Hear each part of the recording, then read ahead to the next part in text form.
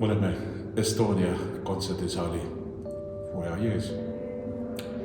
Kontserdisaal, kuhu ma astusin sisse aastal 1965 ja mängisin oma esimese kontserdi muusikakooli õpilasena.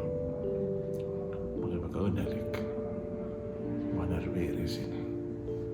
Need kõik käisid kokku, aga see oli kõikide unistus mängida Estonia kontsertsaali laval. Minu karjääris on see saal olnud mulle väga oluline. Siin ma olen mänginud oma parimad kontserdid, oma esimesed kontserdid džässmuusikuna ja hilisemad, kui ma juba oli profina mööda maailma ringi käisin. Täna on veebruar, aasta on juba 2024. Tore, et lahke pererahvas meid valgustab, et me saime siia foajeesse tulla ja sellest natuke rääkida. Mõte on selles, et ma tahaksin korraks teid viia, head sõbrad, head kuulajad, uuesti tagasi aastasse 2023, mis mul oli väga tähtis. See algas möödunud aasta suvel kontsertidega Eestis,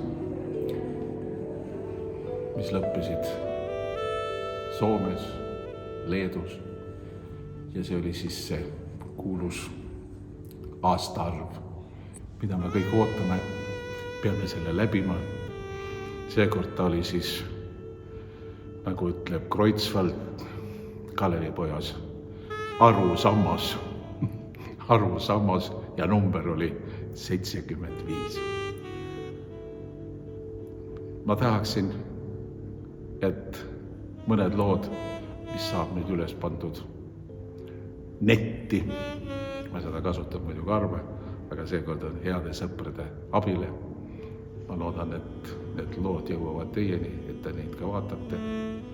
Ja see on ka minu tänu, minu lugupidamine, minu kummardus teile kõigile, muusikud, head sõbrad, arstid, väga tähtsad sõbrad mul, kes on mind aidanud, et ma ikkagi olen teie ees, mängin saksofoni ja olen selle pilliga päris palju maailmas ringi tiirutanud. Ja mul ongi hea meel öelda, et see aasta, möödunud aasta oli mulle eriliselt tähtis, kõik need kontserdid. Ja veel kord ma tänan, et te tulite, et te käisite nende lillede eest, nende kingituste eest, heade sõnade eest. Ja loomulikult ma jään alati teile võlgu, ma ei jõua kõike seda ära öelda sõnades, aga ma loodan, et sellel aastal ma jätkan samas vaimus ja nüüd tulevad kontserdid hoopis teise pealkirjadega. No näiteks mitte 75+1. Tead, ma plaanin teha veel kontserte ja loodan teid kõiki näha. Selleks teile kõigile head tervist, tugevat tervist ja rõõmu ikka muusikast, mis on kõige otsem tee kontsertsaalis südamesse inimesele.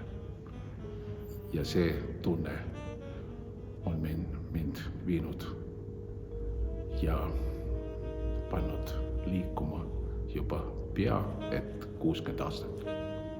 Aitäh, sõbrad, teile ja sügav kummardus.